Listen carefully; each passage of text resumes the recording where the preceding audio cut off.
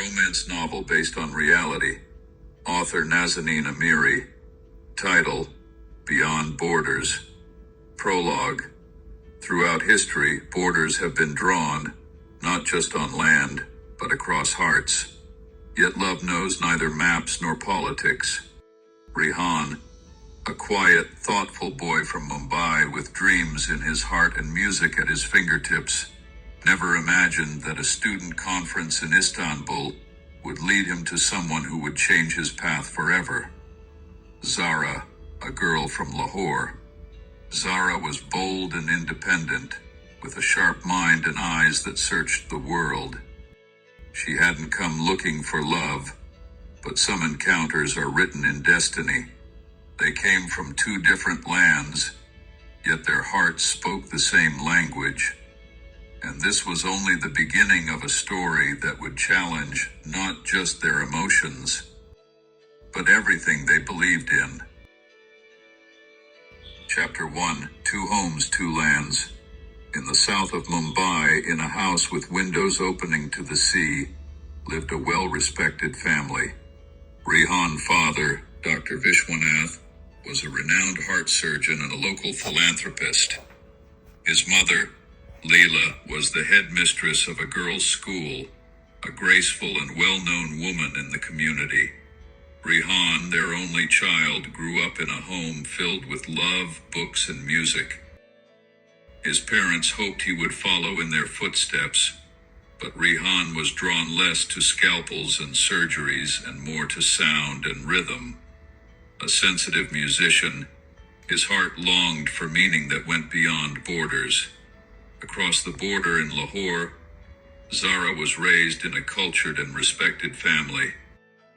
Her father was a university professor and a well-known writer, and her mother, a pediatrician, thoughtful, open-minded, and admired. Their home was full of books, conversation, and deep respect for people. Zara, the middle child, found balance between her father's logic and her mother's warmth.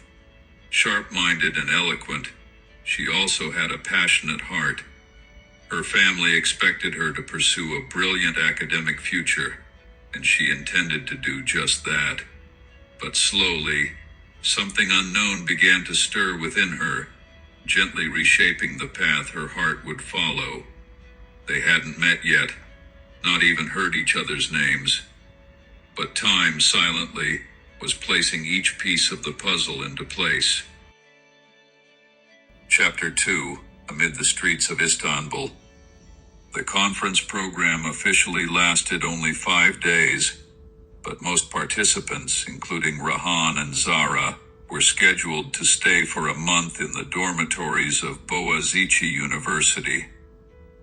This time, under the pretext of side workshops, group projects, and cultural tours, became an opportunity for a deeper acquaintance. At first, Rehan and Zara only spoke in group settings. Their conversations were often about history, politics, art, and music. But as the days passed, their talks became more personal. One afternoon, Zara suggested they go to the neighborhood of Bebek, a place full of colorful houses and cobblestone streets.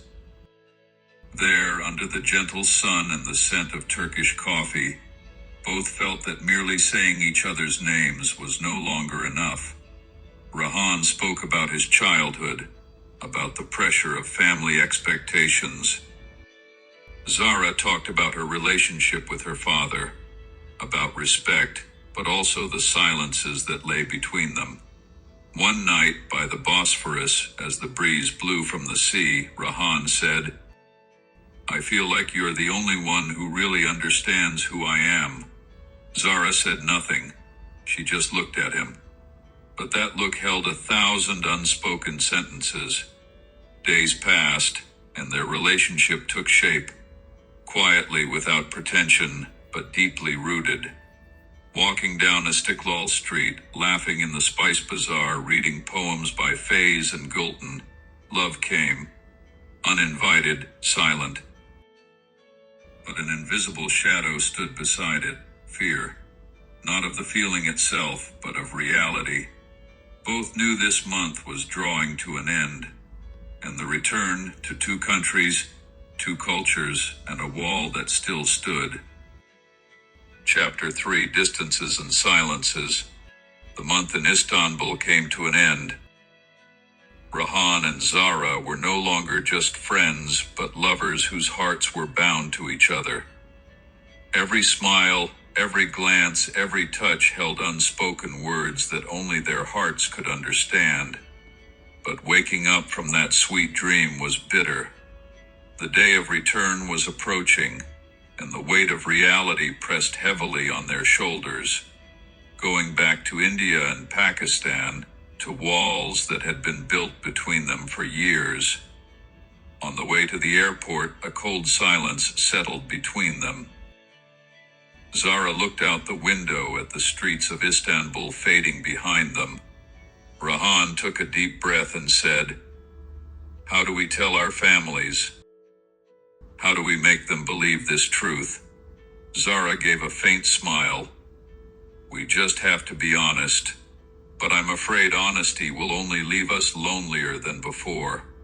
The first days after returning, both sank into a deep emptiness. The excitement and passion were gone, replaced by sorrow and confusion. Messages were exchanged rarely and with hesitation. Every phone call carried a heavy burden. Rihan sat in his room in Delhi, staring at the wall, thinking about all the words left unsaid. About the locks placed on their hearts, about walls that might one day break, or maybe not. Zara in Karachi, under the gentle rain of sorrow, looked at their shared photos. Longing, tears, and fear of an uncertain future weighed heavily on her shoulders. The political tensions between the two countries were no longer just territorial disputes. They had become an unbridgeable wall between their hearts. Every decision they made involved families, society, and politics. Yet within both of them, a small hope flickered, a hope that one day their love, beyond borders and walls, could survive. Final chapter: Invisible Walls. Weeks passed, and fear and hope pulled Rihan and Zara forward hand in hand. Finally, they decided to tell their families the truth. That moment demanded all their courage. With a trembling heart, Rihan told his family, "I am in love with someone from another country. This feeling is real for me." Zara, with a shaky but determined voice, told her parents, "I love him, and I want to continue this love." But the family's response was harsher than anything they had expected. Strong opposition, blame, and even threats pushed Rihan and Zara to the margins. Zara, who had always been strong and hopeful, gradually broke under the pressure of this rejection. Her days passed in the shadow of depression, sleepless nights and endless tears. Rihan, too, was trapped in confusion and despair. Seeing Zara's sorrow doubled the weight of this forbidden love on his heart.